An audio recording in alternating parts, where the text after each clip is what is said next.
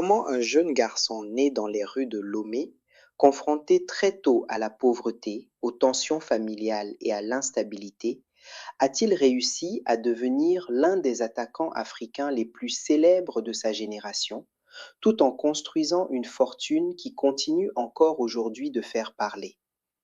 Comment Emmanuel Adebayor, souvent présenté comme un joueur aussi talentueux que controversé, a-t-il transformé une enfance difficile en une carrière européenne de plusieurs millions d'euros?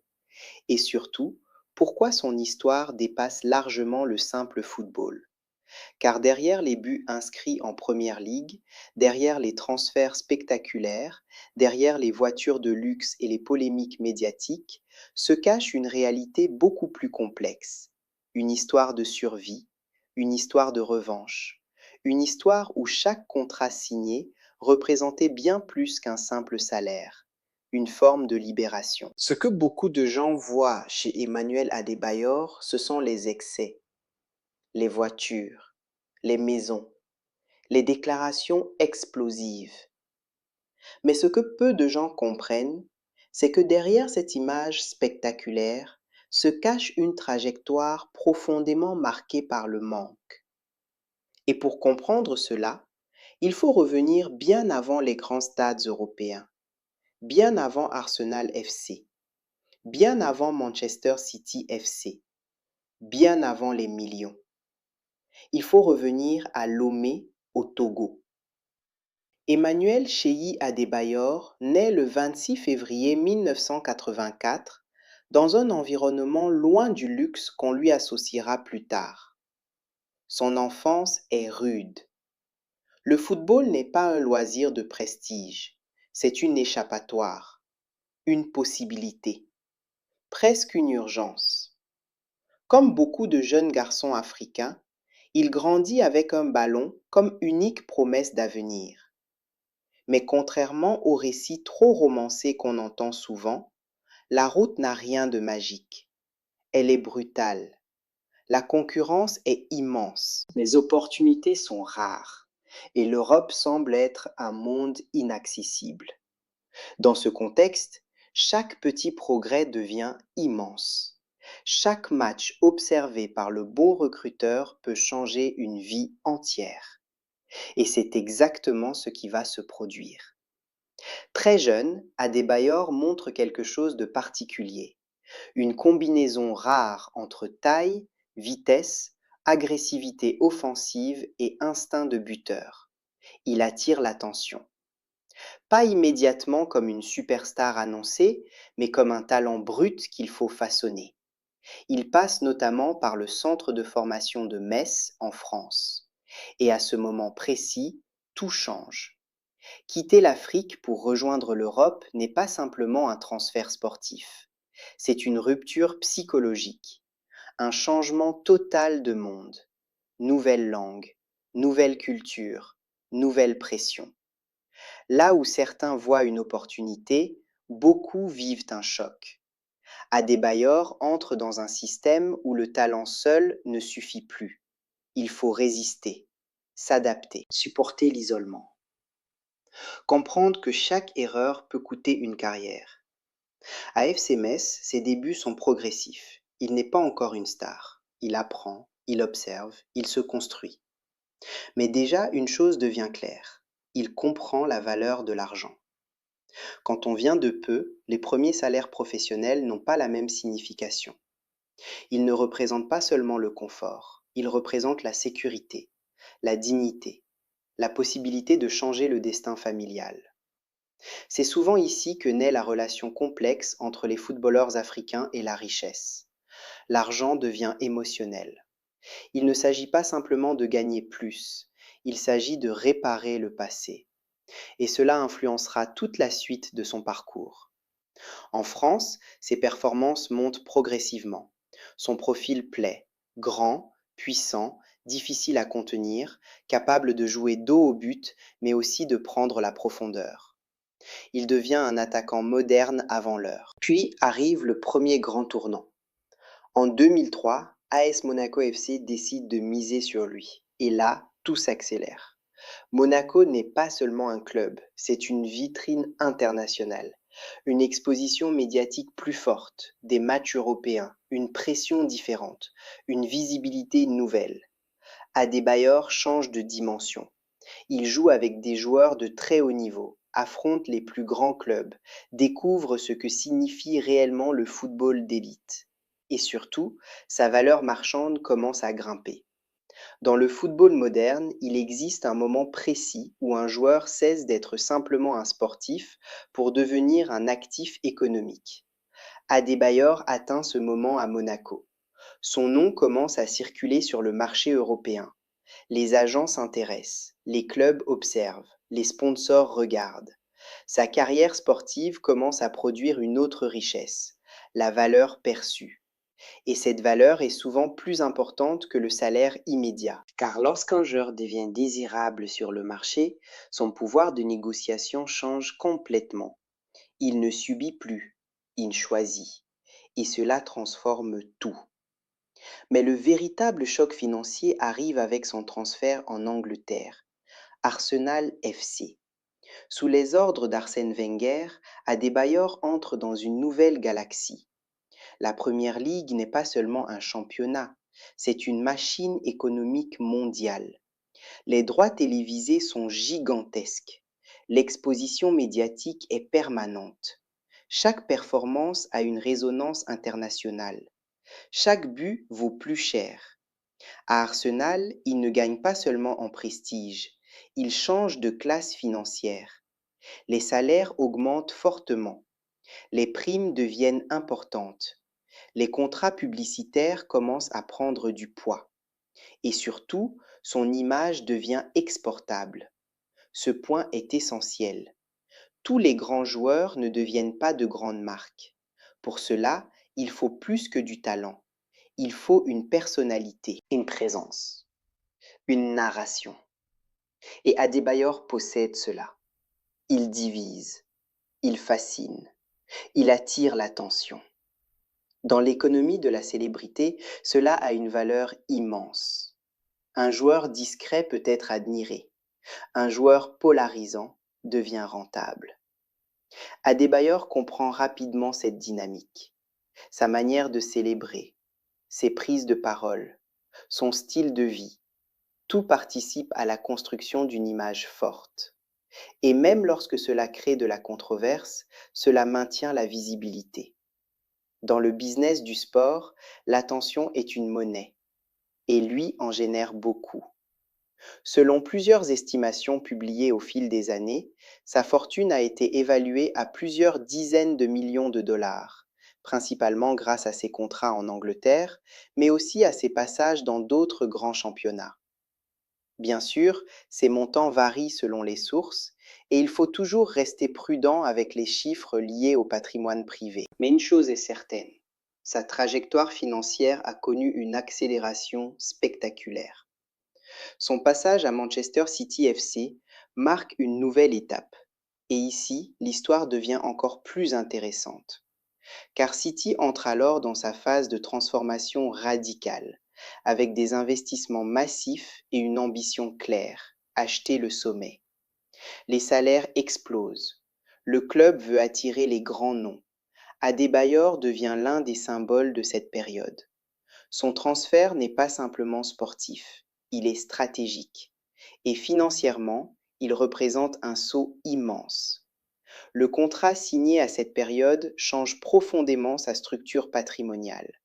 Salaire annuel massif, primes de performance, bonus contractuels, droits d'image, exposition mondiale encore renforcée. Le joueur togolais devient une véritable machine économique. Et pourtant, ce n'est pas uniquement l'argent qui rend cette phase importante, c'est la perception. À partir de ce moment, Emmanuel Adebayor n'est plus seulement un joueur africain performant, il devient une star internationale. Et cette différence change tout, car une star vend plus qu'un attaquant, elle vend du récit, du prestige, de l'influence. Son passage par Tottenham Hotspur FC, puis par d'autres clubs comme Real Madrid CF en prêt, continue d'alimenter cette dynamique. Même lorsque les performances fluctuent, la marque Adebayor continue d'exister. Et c'est là que beaucoup se trompent. Ils pensent que la richesse d'un joueur dépend uniquement de ses meilleures saisons. En réalité, elle dépend souvent de sa capacité à prolonger sa valeur au-delà du pic sportif. Adebayor l'a compris très tôt. Le football paye bien, mais la notoriété paye plus longtemps. Et à mesure que les années passent, il ne construit pas seulement un compte bancaire, il construit une position, un statut, une influence. Mais ce n'est que le début. Car derrière les salaires visibles, derrière les voitures que les caméras filment, derrière les maisons qui font rêver les réseaux sociaux, existe une autre dimension. Une dimension plus silencieuse, plus stratégique, plus puissante. Les vrais empires ne se construisent pas uniquement sur la pelouse.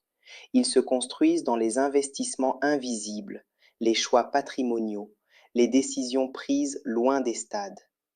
Et dans le cas d'Emmanuel Adebayor, c'est précisément là que l'histoire devient encore plus fascinante. Car ce que beaucoup considèrent comme de simples excès cache parfois une stratégie bien plus profonde. Et c'est là que tout bascule.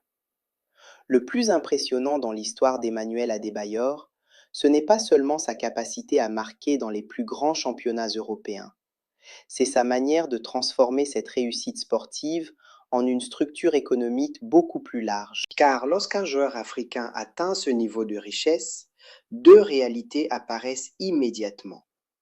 La première, visible, spectaculaire, presque médiatique, les voitures de luxe, les villas, les voyages, les signes extérieurs de puissance. La seconde, beaucoup plus discrète, la construction du patrimoine réel. Et souvent, c'est cette deuxième partie que personne ne raconte. Adebayor a longtemps été présenté comme un homme extravagant. Les médias ont souvent préféré montrer les images les plus spectaculaires, les voitures rares, les maisons impressionnantes, les polémiques familiales, les déclarations fortes. Mais derrière cette image publique, il existe une logique beaucoup plus complexe. Quand un homme grandit dans le manque, la richesse ne se vit pas comme un simple confort. Elle devient une protection, une revanche, une preuve. Et cela influence profondément la manière d'investir. L'un des premiers piliers de cette stratégie semble être l'immobilier. Au Togo, mais aussi dans d'autres pays, Adebayor a souvent été associé à plusieurs propriétés de grande valeur. Villas haut de gamme, résidences familiales, investissements patrimoniaux. Même si les chiffres exacts restent rarement publics, plusieurs analyses évoquent une orientation claire vers la sécurisation par la pierre. Et ce choix est logique. Dans le football, un salaire peut disparaître rapidement. Une carrière peut s'arrêter brutalement. Mais un actif immobilier bien placé continue d'exister. Il protège, il transmet, il rassure. Ce que beaucoup appellent luxe est parfois simplement une stratégie patrimoniale. Une grande maison peut être un symbole social, oui, mais elle peut aussi être un actif. Et chez Adebayor, cette frontière entre prestige et investissement semble souvent volontairement floue. Il comprend qu'en Afrique, l'image de réussite a aussi une valeur économique. Posséder visible, c'est parfois renforcer invisible. La confiance, le respect, l'autorité. Et cela ouvre d'autres portes. Il y a également la dimension entrepreneuriale. Comme plusieurs anciens grands joueurs, il ne dépend pas uniquement des revenus liés au football. Son nom lui-même est devenu une marque. Et lorsqu'un nom devient une marque, il peut générer bien plus que des contrats sportifs.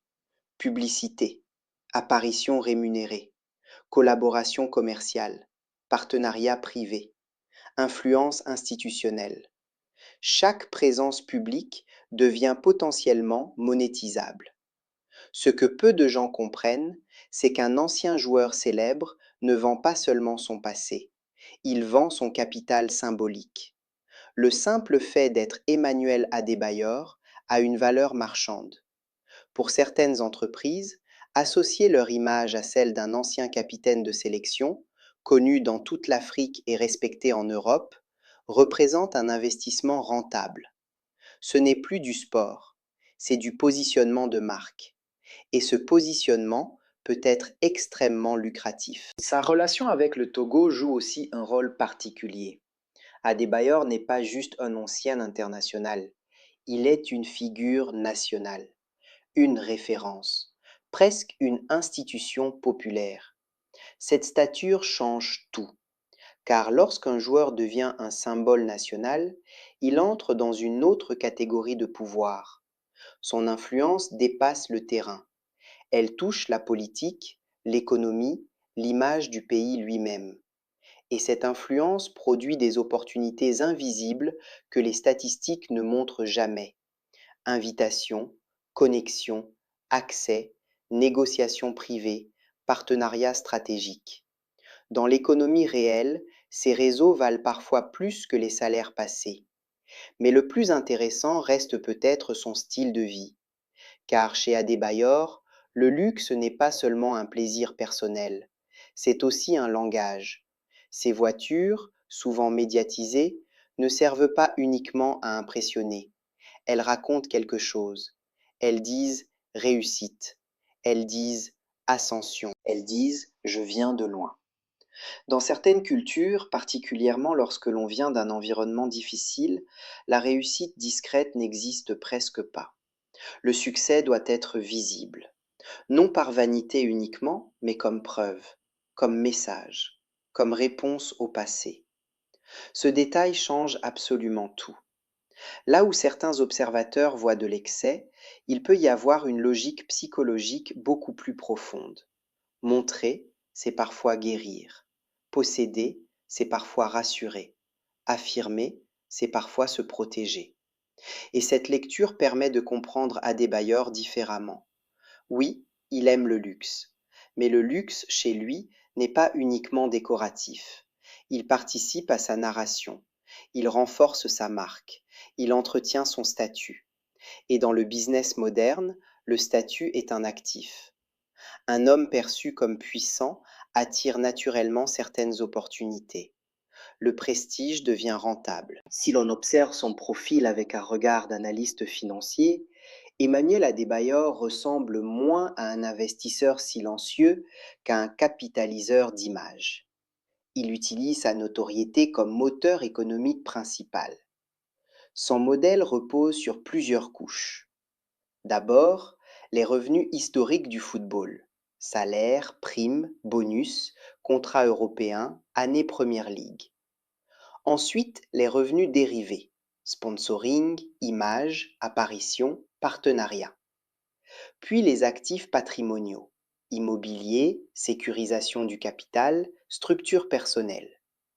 Enfin, le capital social, influence régionale, notoriété africaine, position symbolique. Cette combinaison est puissante, mais elle a aussi une fragilité.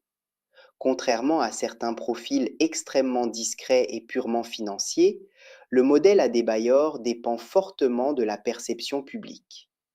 Sa marque personnelle reste centrale. Cela signifie que la réputation devient un actif à protéger. Et parfois, ces polémiques ont compliqué cette équation. Les tensions familiales très médiatisées, certaines prises de position publiques, les conflits personnels exposés au grand jour, tout cela influence la perception. Dans le business de l'image, chaque crise coûte quelque chose, pas toujours en argent direct, mais en confiance. Et la confiance est une monnaie. C'est là que son parcours devient encore plus humain. Il n'est pas le modèle parfait. Il n'est pas l'athlète parfaitement lisse construit pour les sponsors internationaux. Il est plus brut, plus imprévisible, plus réel. Et paradoxalement, c'est aussi ce qui le rend si marquant. Sa psychologie face à l'argent semble profondément liée à son histoire personnelle. Chez lui, on ressent moins une volonté de paraître riche qu'une volonté de ne plus jamais redevenir pauvre. La nuance est immense. Certains accumulent pour impressionner, D'autres accumulent pour se sentir en sécurité. Cette différence change toutes les décisions. Elle explique certaines dépenses, elle explique certains excès, elle explique aussi certaines protections. Adebayor a souvent donné l'image d'un homme en lutte permanente entre générosité, protection et méfiance. Aider les proches, se protéger des abus, rester fidèle à ses origines, éviter d'être utilisé. C'est un équilibre extrêmement difficile pour beaucoup de stars africaines, et très peu en parlent honnêtement. Car le vrai poids de la richesse n'est pas toujours financier, il est relationnel. Quand toute une famille, parfois tout un entourage, projette sur vous l'idée du sauveur, l'argent change de nature. Il devient une responsabilité permanente, et cela peut transformer profondément un homme. Peut-être que l'histoire la plus importante d'Emmanuel Adebayor n'est pas celle des buts, ni celle des millions, mais celle de cette tension invisible entre réussite personnelle et poids collectif. De l'enfant de Lomé au joueur de Premier League, du jeune espoir de FC Metz à la star d'Arsenal FC et de Manchester City FC, du rêve africain au symbole parfois controversé. Il a construit bien plus qu'une carrière. Il a construit une histoire impossible à ignorer. Une histoire imparfaite, complexe, parfois brillante, parfois brutale, mais profondément humaine. Et au fond, c'est peut-être cela qui rend Emmanuel Adebayor si fascinant. Il ne représente pas seulement la réussite, il représente le prix de cette réussite. Le football lui a donné l'argent, mais c'est la vie qui lui a appris sa véritable valeur. Alors, Emmanuel Adebayor est-il simplement un ancien grand attaquant africain ou est-il le reflet d'une génération entière de joueurs pour qui le football n'était pas un rêve, mais une mission? La réponse se trouve probablement quelque part entre les deux. Et c'est précisément pour cela que son histoire continue de captiver. Parce qu'elle ne parle pas seulement de sport, elle parle de pouvoir, de survie, d'identité et de ce que l'on devient lorsqu'on obtient enfin tout ce qu'on a passé sa vie à poursuivre. Si cette histoire vous a permis de voir Emmanuel Adebayor sous un autre angle, dites-moi en commentaire, selon vous, quel joueur africain a eu le parcours le plus incroyable entre talent, fortune et controverse? Si vous aimez ce type de documentaire premium sur les coulisses du football et les empires cachés des grandes stars, abonnez-vous, laissez votre like et activez les notifications.